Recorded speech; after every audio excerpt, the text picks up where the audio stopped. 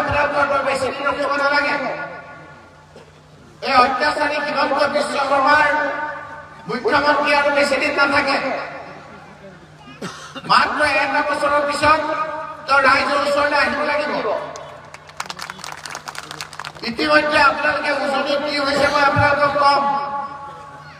যোৱাবাৰ হিমন্ত বিশ্ব শৰ্মা বিজেপিক যিসকলে সমৰ্থন কৰিছিল, যি জাতি, যি সম্প্ৰদায়, যি জাতি জনগোষ্ঠী হিমন্ত বিশ্ব শৰ্মাক সমৰ্থন কৰিছিল, বিজেপিক সমৰ্থন কৰিছিল, সেই লোকসকল এতিয়া তেওঁলোকৰ লগত নাই।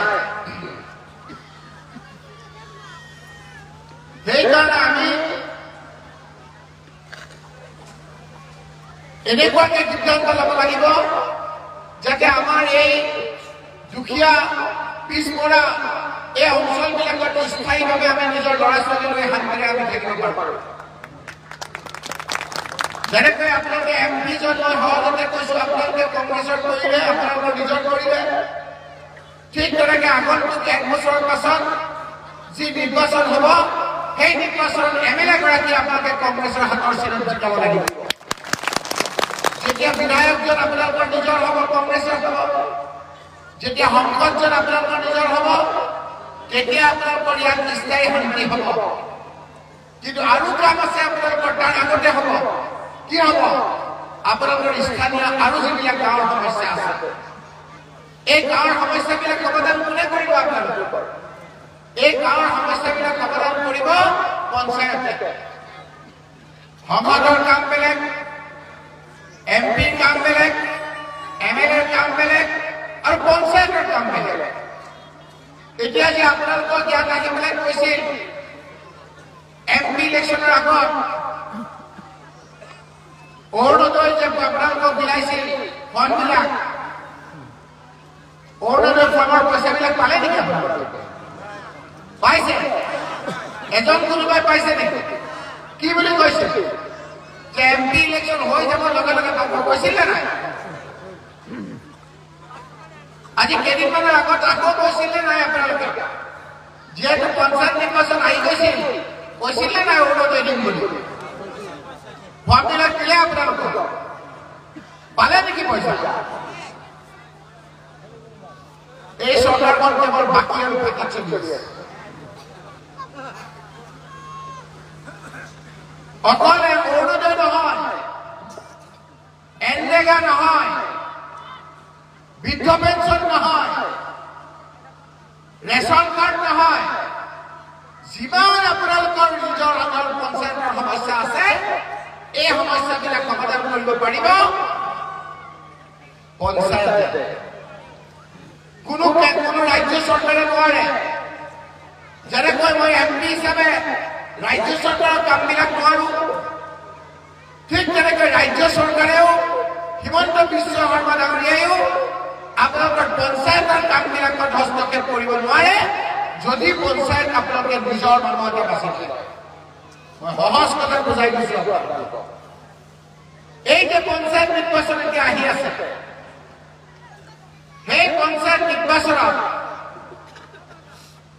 ৱাৰ্ড মেম্বাৰ, পঞ্চায়তৰ সভাপতি, আঞ্চলিক পঞ্চায়ত, জিলা পৰিষদ, এই গোটেইকেইটাতে আপোনালোকে কংগ্ৰেছৰ হাতৰ চিনত ভোট দিব লাগিব। যেতিয়া পঞ্চায়ত আপোনালোকৰ হ'ব, যেতিয়া বিধায়কগৰাকী আপোনালোকৰ হ'ব, তাৰ পিছত চাব ৰখিবলৈ আপোনালোকৰ জীৱন ধাৰণৰ পদ্ধতি কেনেদৰে ওপৰলৈ এই শক্তিখিনি আমাৰ। এই যে আমি কৈছো যে এতিয়া হাতৰ চিনত আপোনালোকে পঞ্চায়তত ভোট দিব লাগে, আমি বিৰোধী পক্ষত আছো, আমি চৰকাৰত নাই, তথাপি আমি হাতৰ চিন লৈ পেলাই কৈছো ৰাইজ আমি হাতৰ চিন লৈ আহিছো আপোনালোকে দিয়ক। হিমন্ত বিশ্ব শৰ্মা ডাঙৰীয়াই চৰকাৰত আছে, তেওঁ নিজৰ পদুম ফুলৰ চিম্বল ভৰিব লগা হৈছে। এতিয়া পদুম ফুলৰ চিম্বলত ৰাইজে ভোট নিদিব, সেই কথাটো তেওঁ গম পাই গৈছে, আৰু সেইকাৰণে পঞ্চায়তৰ ৱাৰ্ড মেম্বাৰক চিম্বলটো উঠাই দিছে ৰাজনৈতিক দলত। কথাখিনি বুজিছে?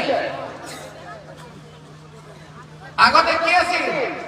ৱাৰ্ড মেম্বাৰত আপোনালোকে এটা ভোট দিয়ে, পঞ্চায়তৰ প্ৰেচিডেণ্টক এটা ভোট দিয়ে, আঞ্চলিক পঞ্চায়তৰ এটা ভোট দিয়ে, আৰু আপোনালোকে জিলা পৰিষদত ভোট দিয়ে। এতিয়া জিলা পৰিষদৰ হাতৰ চিন হ'ব,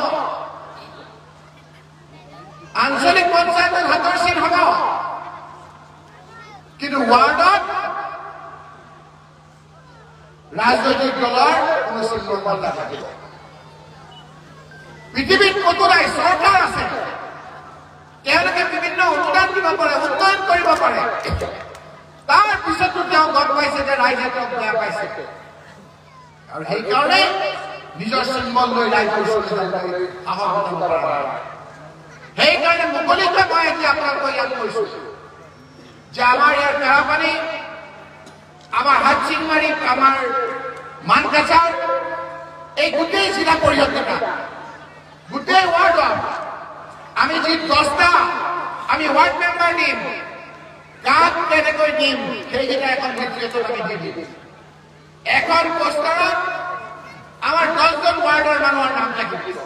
হ'ব পাৰে তেওঁৰ চিম্বলটো বেলেগ, কাৰণ হিমন্ত বিশ্ব শৰ্মা ডাঙৰীয়াই এতিয়া নিজৰ চিম্বল ভয় কৰাৰ কাৰণে ৰাজনৈতিক দলৰ চিম্বল দিয়ে।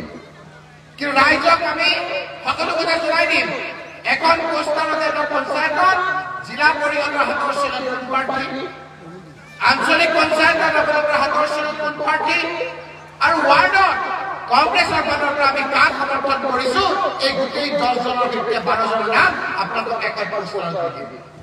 হিমন্ত বিশ্ব শৰ্মাৰ দৰে ডালে ডালে আমি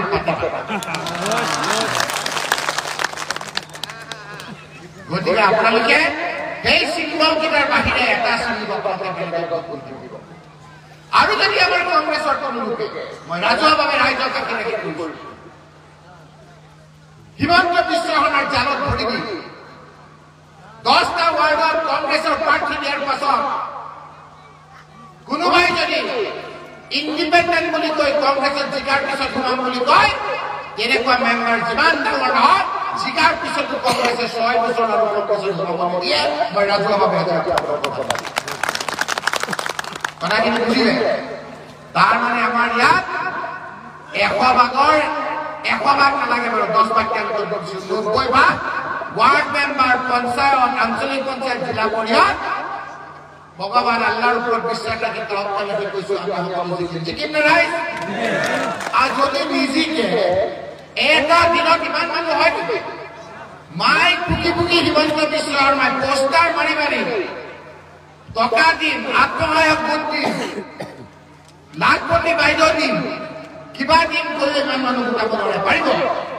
কাৰণ তেওঁ মানুহক অত্যাচাৰ কৰিছে, মানুহক অন্যায় কৰিছে, মানুহক ভয়ভীতি দেখুৱাইছে, মানুহৰ মাজত তেওঁ এতিয়া মৰম দয়াৰ কথা বাদ দিছে।